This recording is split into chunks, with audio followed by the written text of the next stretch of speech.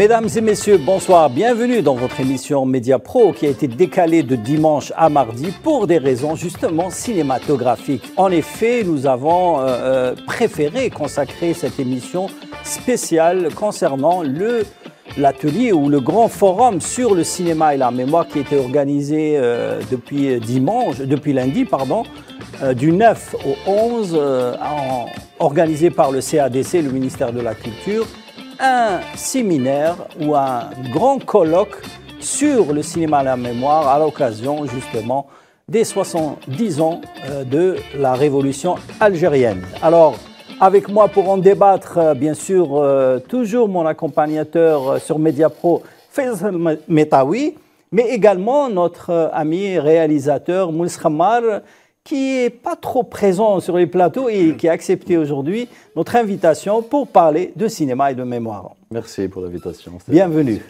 Alors, avant de commencer le débat, justement, qui est vraiment riche en images et en histoire, on va faire, on va remémorer les 60 ans du cinéma algérien en regardant ces images qui ont marqué le téléspectateur et les spectateurs algériens avec plus de 60 ans d'images et d'histoire.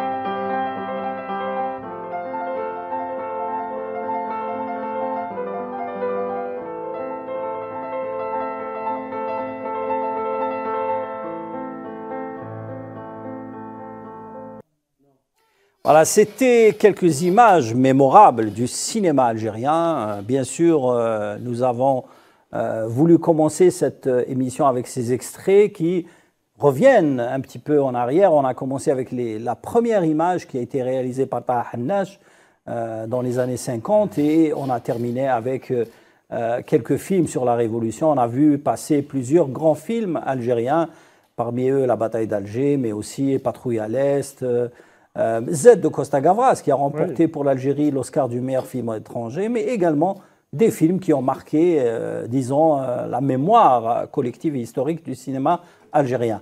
Faisal Matawi, avant de commencer le débat, est-ce que toi qui as suivi un petit peu ce colloque international sur le cinéma et la mémoire organisé par le ministère de la Culture, tu peux nous donner un petit peu l'objectif de ce colloque?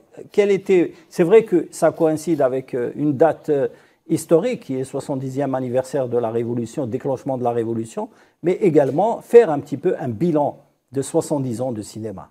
Absolument. Vous avez évoqué, Salim, le film Les Puisatiers du désert de Tahar Haneche, qui a été tourné en 1937. Ça veut dire vraiment le cinéma algérien est très très ancien. Contrairement à l'idée reçue, il y avait déjà un cinéma algérien avant l'indépendance du pays, le recouvrement de la souveraineté nationale. Ça veut dire que le cinéma est né en dehors des studios. C'est une particularité du cinéma algérien, il est né dans les maquis. Et d'ailleurs, justement, dans cette optique, c'est pour faire des rappels aussi, pour évoquer cette histoire qui est merveilleuse. Parce que pendant 2 jours, on avait évoqué le colloque Cinéma et Mémoire à l'Hôtel Horacie, avec la participation de quand même de plusieurs personnalités, cinéastes, professionnels, producteurs, mais également des personnalités internationales. Des chercheurs aussi sont venus d'Italie, de Slovénie, d'Égypte, de Mauritanie, de Libye, de Serbie. D'Italie aussi, le neveu de Gideon Pontecorvo, le réalisateur du film La bataille d'Alger, était là présent. Il était émerveillé de retrouver aussi l'Algérie. Sa première visite en Algérie. Sa première visite, effectivement. Et il y avait aussi d'autres chercheurs italiens qui sont intéressés au rapport très particulier entre le cinéma algérien et italien, parce qu'à un moment donné, la post-production, beaucoup de travaux liés au cinéma étaient faits à Rome. Et en Italie en général. Il y a aussi une très bonne relation entre la cinémathèque italienne et la cinémathèque algérienne. Ce qui est bien aussi d'abord, c'est que Mounasser Khammar était présent donc, dans ces travaux organisés par le Centre algérien de développement du cinéma CRDC sous l'égide du ministère de la Culture et sous le haut patronage du président de la République, parce qu'il y a donc de grands intérêts ont lieu et les hautes autorités de l'État s'intéressent beaucoup à cet art majeur. La rencontre était très belle entre les étudiants le nouveau Institut supérieur du cinéma de Orléans, qui sont restés durant tous les 2 jours du colloque. Il y a eu une trentaine de conférences et la discussion qui existait entre, par exemple, Rachid Bouchar présent, Ahmed Bijawi, Routi Bendiddouche qui est venu, Madame Bayel Hashmi, Mounasser Khammar, Abdelnour Zahzah. Beaucoup de réalisateurs qui ont fait toujours le cinéma algérien. Et cette rencontre était intéressante parce que les conférenciers qui étaient présents dans ce colloque vont aussi animer des ateliers dans l'Institut des arts dramatiques à Bourg-Kifen, également l'Institut supérieur du cinéma. Et ce lien. Et demain, ils vont faire une visite, justement. Absolument, une visite touristique aussi, parce qu'il faut bien lier les deux. Et cette rencontre entre la théorie, entre l'enseignement et entre les praticiens et les professionnels, elle est importante. Et d'ailleurs, parmi les axes qui ont dans ce colloque, c'est d'abord de souligner le rôle du cinéma. On voit un petit peu les images du colloque, justement. Oui, le colloque à l'Hôtel Horacie, le rôle du cinéma dans la formation de la conscience de libération. Parce que oui, le cinéma algérien a permis de voir la guerre de libération. Pour le colonialisme français, il n'y avait pas de guerre en Algérie, il n'y avait que des événements. Alors, ils tuaient les Algériens et ils les emprisonnaient, il y avait des disparitions forcées, il y avait de la torture, etc. Tout ça n'existait pas à l'époque, déjà dans les années 50. Et donc le cinéma algérien, grâce à un travail qui a été fait par René Vautier, On découvre Bjaoui avec Rachid Bouchar. Rachid Bouchar, M. Ahmed Bjaoui a fait une conférence où il a un peu restitué cette histoire. C'était le premier conférencier. On voit aussi le fils de Stéphane Labodovic, qui est donc le photographe de Tito, et qui était un photographe qui a accompagné les combattants de la Laine dans les maquis, qui a montré aussi les images. Une bonne partie de ces images sont aujourd'hui dans les archives de Serbie. Et donc l'axe de cette centrale de ce colloque, justement, est de parler du rôle du cinéma, d'abord dans la documentation, et dans l'écriture, si vous voulez, de l'histoire des mouvements de libération. Vous voyez ce qui se passe aujourd'hui. le colonialisme est toujours là, avec ce qui se passe à Gaza, avec ce qui se passe au Liban. Ils ont fait la liaison. Oui, et on voit le rôle. Il y a des intervenants qui ont évoqué le cinéma palestinien qui, malgré les interdits, malgré les blocages, malgré le refus de financement, il a pu quand même... Le cinéma libanais aussi. Le cinéma libanais a montré un peu ce qui se passait dans ces territoires. Et donc ce rôle du cinéma, qui fait partie du soft power, comme vous savez, donc cette force qui est importante, a été évoquée durant ce colloque important. Et il me semble que ce serait intéressant de l'organiser plusieurs fois chaque année, parce que j'ai discuté un peu avec les jeunes étudiants. Ils ont une idée vague de ce qu'a été le cinéma dans les années 50, mais l'Algérie en flammes de René Brotier n'est pas très connue. La nuit à peur du soleil de Moustapha Bedel n'est pas très connue. Parce qu'il y a un travail d'écriture. Non, il y a un travail surtout de vision. De vision, absolument. Les et de présentation. Dans le passé, passaient leur temps à la cinémathèque en regardant les films, différentes nationalités, mais également les films de la Révolution, les films anciens. Malheureusement, la génération de maintenant, les étudiants de maintenant, c'est pas de leur faute, c'est un problème justement, problème des salles, problème de programmation.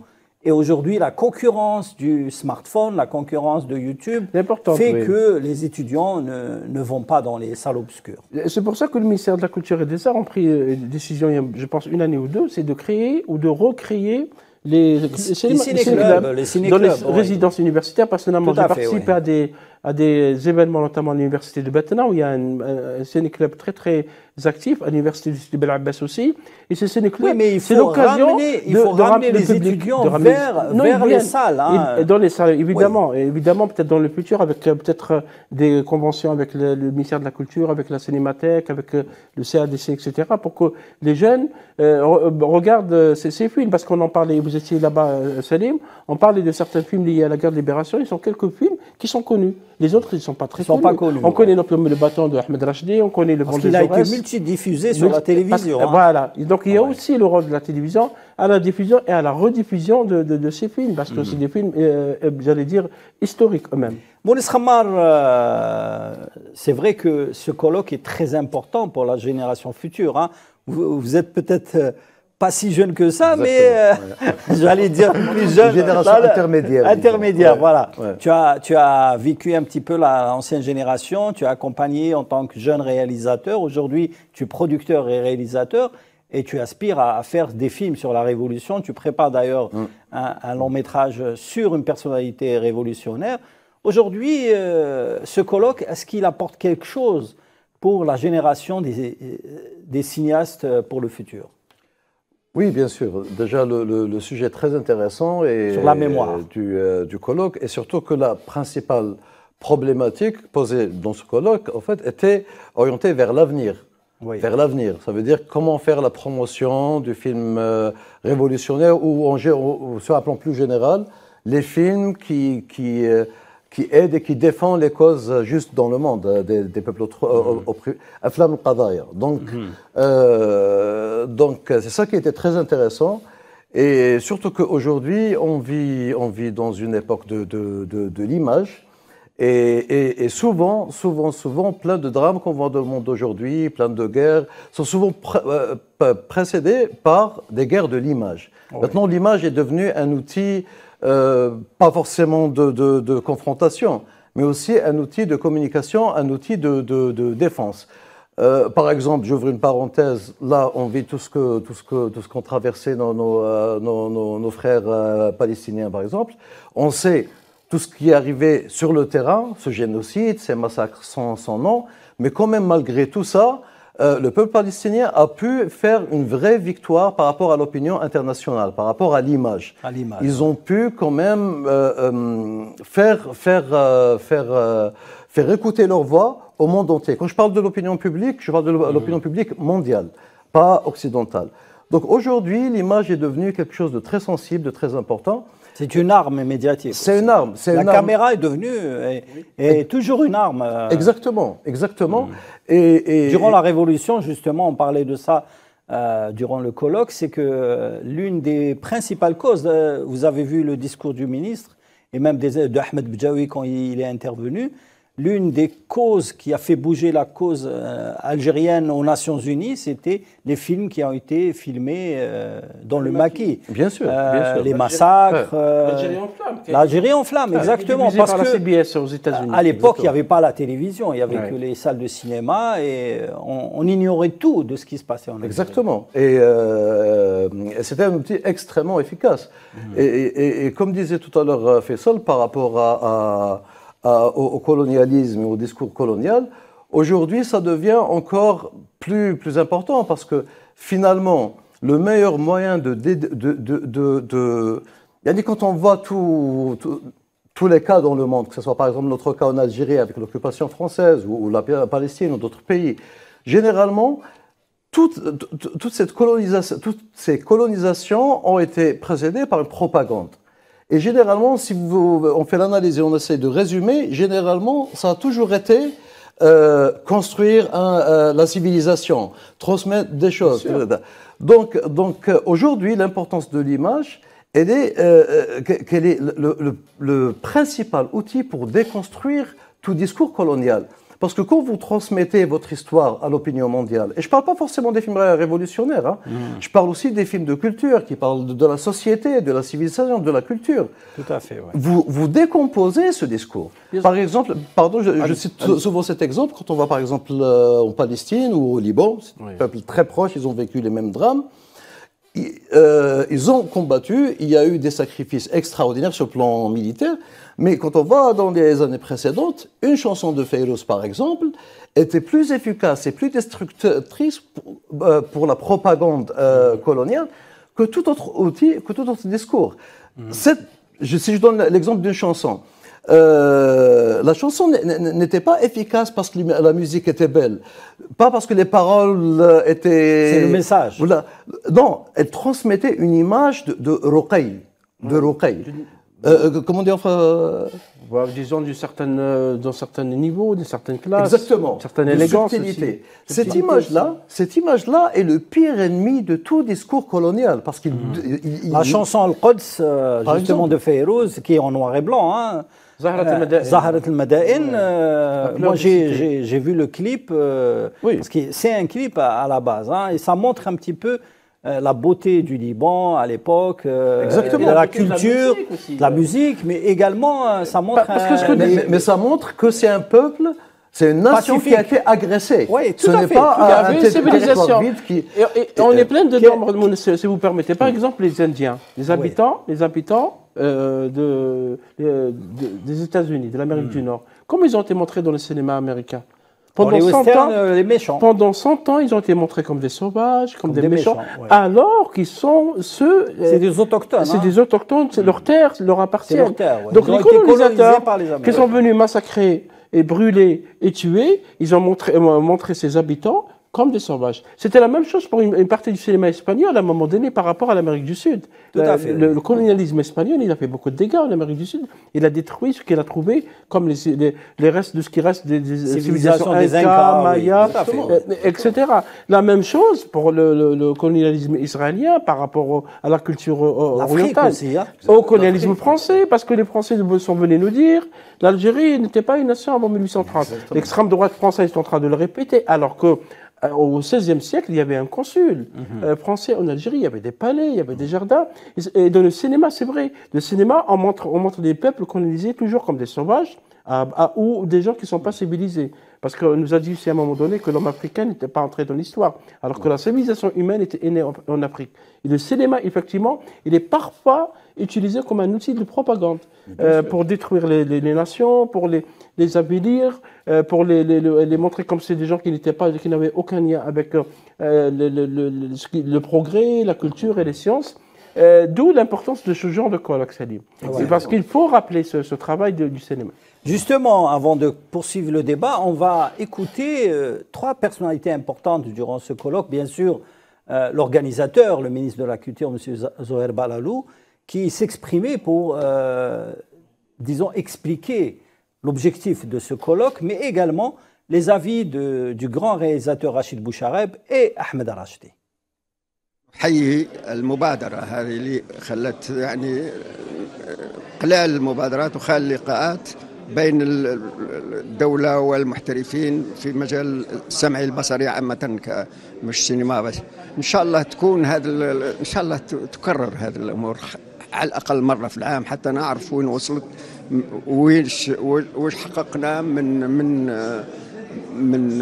مبادرات حتى تصبح السينما الجزائرية ما كانت في الماضي. Aucun doute, l'intérêt de ce genre d'événement est très important et il a beaucoup d'intérêt parce que là, non seulement ça valorise notre histoire, ça documentalise notre guerre de révolution et pour la présenter aux générations actuelles, aux générations futures. Ça, c'est très important. La deuxième chose, ce genre de rencontres sont importantes parce que là, ça contribue aussi à créer un climat de compétitivité au niveau des opérateurs de cinéma.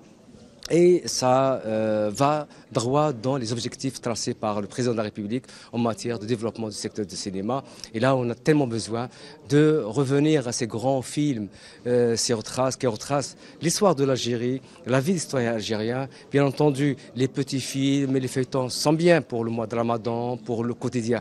Mais ce genre de films qui ont un intérêt très important, qui contribuent à la sécurité culturelle et historique et la culture de la mémoire sont très importants. Tant d'être ici à Alger pour participer à ce congrès sur la mémoire qui me permet de refaire ce voyage dans le passé à travers tous les films qui ont été réalisés en Algérie à partir des années 60 jusqu'à aujourd'hui, surtout les années 60-70 de certains films que j'ai vus. Et donc, pour moi, je trouve ça très intéressant, surtout que mon travail, très souvent, c'est de faire des films sur la mémoire et qui concernent l'Algérie. Voilà, c'était les déclarations du ministre de la Culture, M. Zohair Balalou, les réalisateurs Ahmed Rachidi et surtout Rachid Bouchareb, qui est toujours impliqué dans les films sur la Révolution et l'histoire. Bien sûr, il avait fait le film Indigène et avait le film Hors-la-loi. Le Hors-la-loi qui reste critiqué à ce jour. Parce qu'il y avait qui a été censuré à Cannes et attaqué. Il était dans la compétition à Cannes, mais bien sûr, il a été attaqué de toutes parts simplement pour une scène. C'est la scène des massacres du 8 mai 1945. Contre les colons français et les soldats français ont tiré sur des civils qui manifestaient d'une manière désarmée. Et cela a été montré parce que c'est des images qui sont interdites dans le cinéma. Une scène de 8 minutes sur le 8 mai 45. 8 mai 45. Et ça a donc levé le bouclier en France parce qu'il ne fallait pas montrer ça. Parce qu'il y avait un certain narratif, une certaine vision à montrer. On parlait tout à l'heure de la colonialisme, etc. Et donc ce film, Rachid Bouchareb lui rendre un hommage parce que c'est un homme qui continue de creuser dans la mémoire. Il avait fait un film Nos frangins où il avait parlé du massacre, de l'assassinat du franco-algérien Malik Oussekine par des policiers français, des brutalités policières en France, c'est du jour d'actualité. Il reste impliqué, même ce film a été attaqué. Impliqué dans tout il ce qui est de la mémoire. C'est pour ça qu'il a dit, algérienne. C'est pour ça qu'il avait parlé de la mémoire, de ce travail. Maintenant, pour les déclarations du ministre Zohair Balalou, il a parlé d'un point très important, il me semble, c'est le point de la sécurité culturelle. Oui, parce que la sécurité culturelle, maintenant, il y a la souveraineté culturelle, il y a la sécurité culturelle. Pourquoi? Parce que la mémoire peut être effacée. Parce qu'avec maintenant, avec l'intelligence artificielle, ce qui s'est passé en Algérie peut être totalement effacé. Et on va présenter l'œuvre coloniale française comme vraiment une œuvre de civilisation. Et ça, vous allez trouver ça dans le chat GPT. Imaginons des jeunes qui ne sont pas immunisés, qui n'ont pas eu beaucoup de connaissances par rapport au passé colonial, qui n'ont pas vu ces films. Parce que les films, malgré qu'ils sont très peu, à mon avis, Les Bons des Aurès, L'Opium et le Bâton, Décembre, Les Enfants de Novembre, Les Bons du Sud, Chroniques des années de Braise, tous ces films déracinés restent peu parce que nous avons encore besoin de parler d'autres histoires. Nous avons encore besoin, par exemple, les résistances populaires. À partir de 1830, on avait parlé de l'Imam Abdelkader, on parlera de Zaatcha, on parlera de ce qui s'est passé dans la Dahra, les enfumades de la Dahra, parce que les généraux français ont brûlé vifs des personnes dans des grottes. Donc, il y a les réseaux sociaux qui ont remémoré le massacre de Ouargla. De Ouargla et le massacre de la Gouatte aussi. De la Gouatte. Il y avait aussi le massacre de Constantine, de Harrach, il y avait des massacres partout. Et je pense que le cinéma algérien, à travers le documentaire ou à travers les essais nucléaires français dans le sud algérien, tout ça peut être fait dans le cinéma, à travers la fiction et à travers le documentaire. Justement, Mounis Khammar, on dit que beaucoup de films restent à faire en matière de révolution. Il y a beaucoup de figures. Actuellement, on fait des films sur les figures révolutionnaires, mais il y a des thématiques sur lesquelles on peut très bien faire des films, notamment, je cite l'exemple du détournement du vol où étaient les chefs historiques du FLN à l'époque. Ouais, c'est une histoire qui peut être un excellent film. Qui est le premier détournement d'avion de l'histoire. De l'histoire de l'aviation. Tout à fait. Tout premier.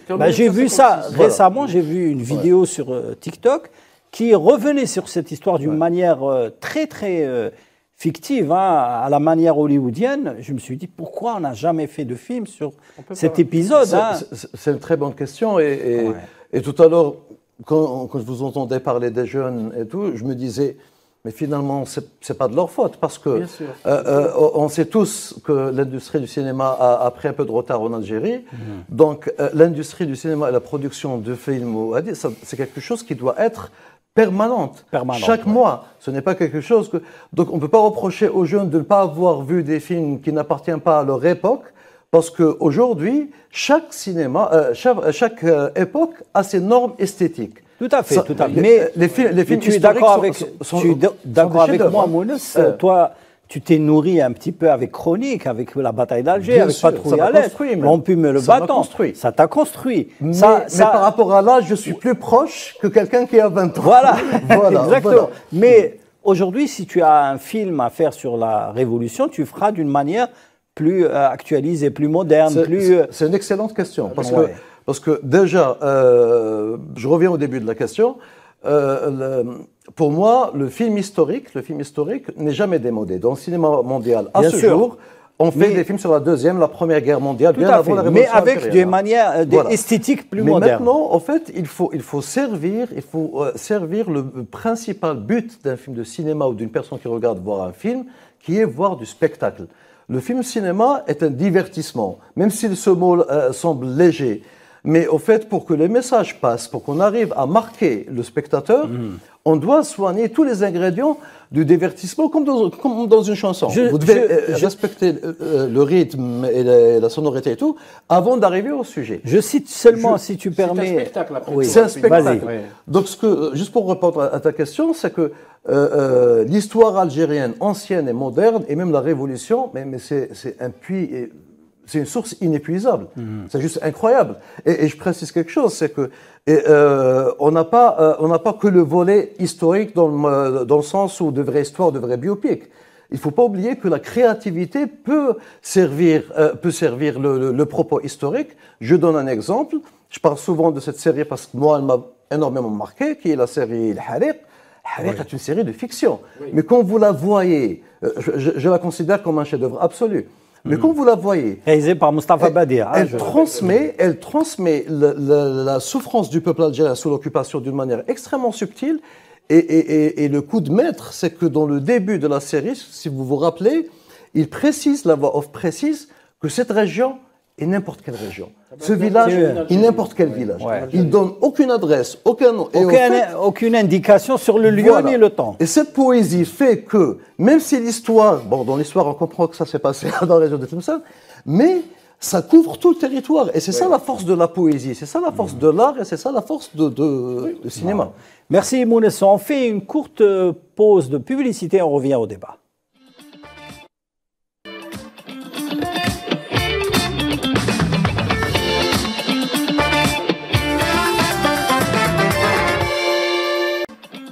On parlait justement de la mémoire et du cinéma. Je vais revenir un petit peu à ce que tu disais sur la modernité dans l'acte artistique, dans la réalisation artistique. Je cite l'exemple du réalisateur Robert Costel. Vous savez, Robert Costel est un spécialiste de la Seconde Guerre mondiale. Il avait fait les dernières années une série qui s'appelle Apocalypse sur la Seconde Guerre mondiale justement, où il a restauré des vieux films 8 mm qu'il a récupérés un petit peu partout en Europe. Il a dit, je les ai colorisés pour capter la jeune génération. Parce que s'il avait diffusé en noir et blanc, peut-être ça n'a pas capté tout le public. Ça aurait fait ringard, dépassé, noir et blanc, dépassé. Oui, parce qu'il y a peut-être des... D'ailleurs, il y avait un débat très intéressant. Et il a eu un gros succès, la série Apocalypse. Il faut parler avec le langage d'aujourd'hui. Il y avait un débat très intéressant lors du colloque qui posait cette question. Comment les transformations numériques, les changements du marché cinématographique et les défis géostratégiques influence-t-il les techniques du cinéma dans la préservation de la représentation de la résistance et la préservation de la mémoire collective? C'est vrai que c'est une question qui est posée aujourd'hui. Comment parler aux jeunes d'aujourd'hui qui sont habitués aux plateformes numériques, au petit écran, vraiment petit Netflix écran, et compagnie, à Netflix, etc. Pourquoi ne pas partir vers Netflix, vers les plateformes? Pourquoi ne présenter nos films? Il y a des films qui sont très bien faits, qui peuvent en parler tout à l'heure avec Mounès avant l'émission, qui peuvent être déclinés en série. En feuilleton, parce que nous avons des personnes, vous avez parlé de l'épisode du détournement par l'armée française de l'avion des membres de la Révolution, de la direction de la Révolution. C'est vrai que c'est un épisode très important. Cinématographiquement, il est parlant. On voit des dirigeants d'un pays qui aspire à sa libération, qui sont guidés. Elle aurait pu être un beau film sur Netflix. Un film d'action, il peut être un film. Parce que c'est un film d'espionnage en quelque sorte. On peut le faire ce film d'action en racontant une histoire qui est réelle. Donc ça dépend de la manière de l'aborder. Mais justement, c'est là où ça joue. On va rester sur cet exemple-là, qui est une idée formidable. Mais dans les codes d'aujourd'hui, si vous voulez faire ce film-là, du détournement de l'avion, avec une crédibilité artistique et esthétique, c'est quelque chose qui nécessite des moyens assez considérables. Pas vraiment, hein?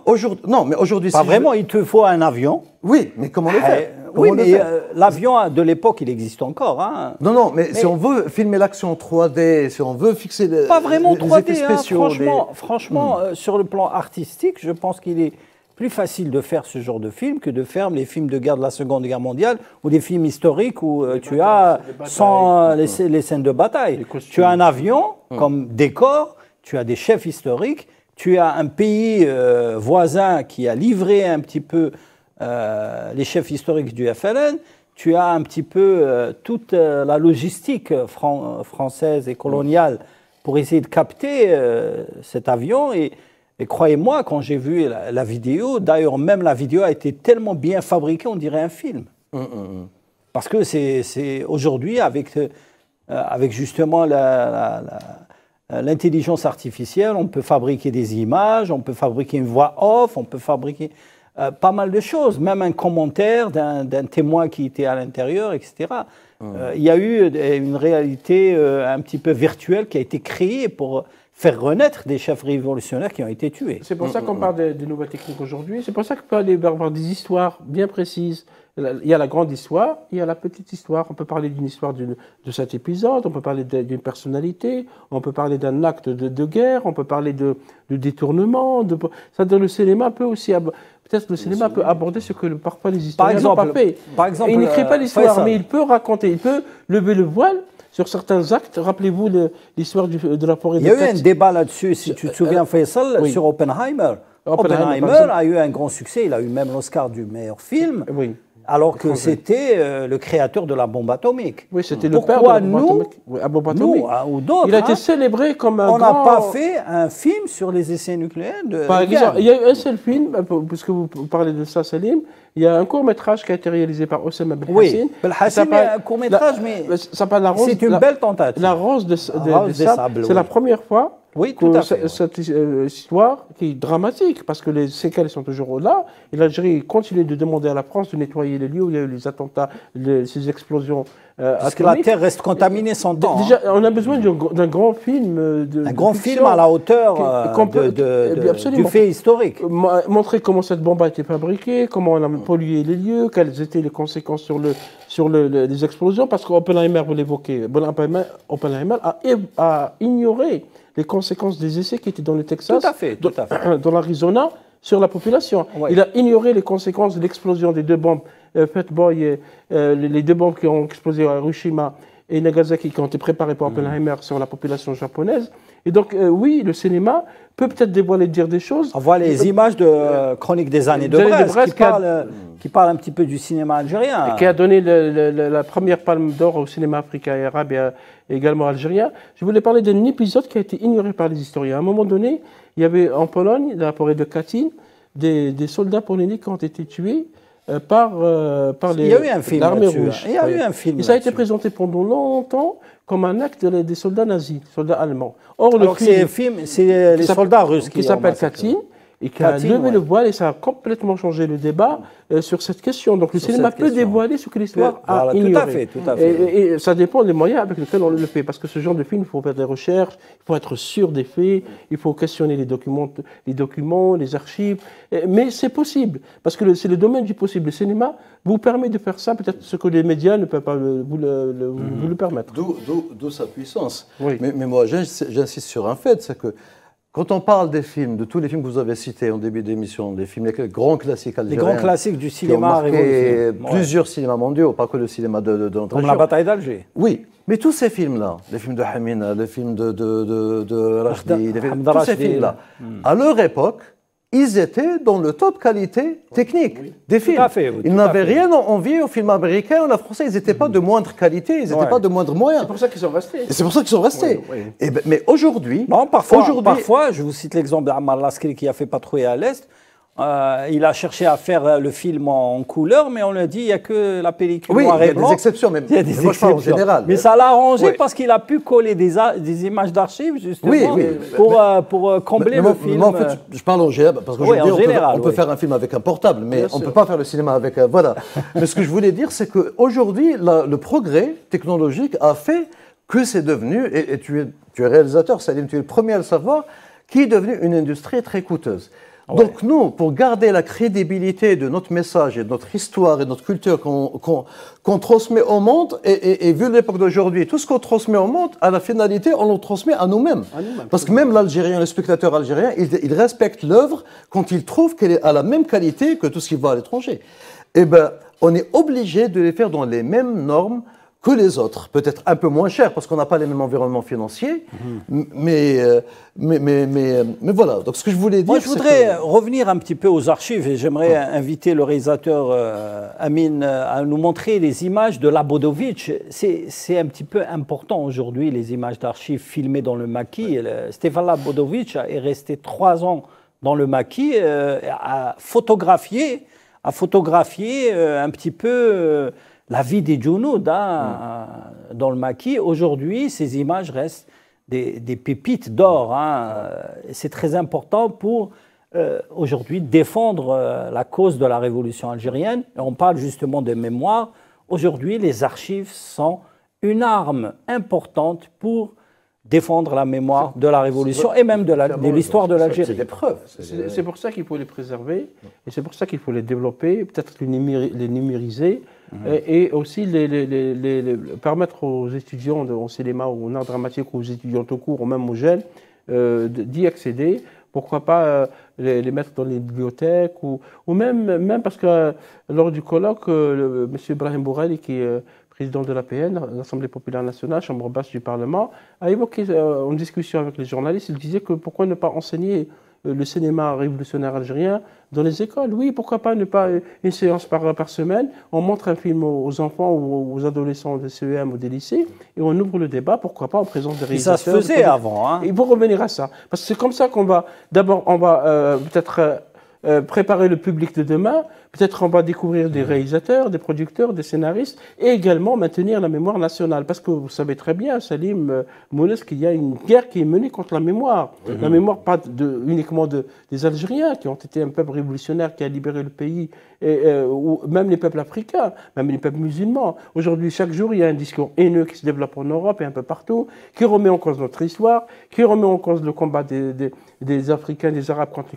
tout type de colonialisme, qui remet en cause notre appartenance, notre civilisation. C'est pour ça que maintenant il faut préparer, d'où la notion de sécurité culturelle, préparer les générations pour le futur. Ce qui m'a touché un petit peu, si vous permettez, c'est de voir un petit peu les enfants et les petits-enfants des grands réalisateurs qui ont fait des films sur la Révolution. Je vous cite l'exemple du petit-fils de Pontecorvo et du fils de Stéphane Labodovitch.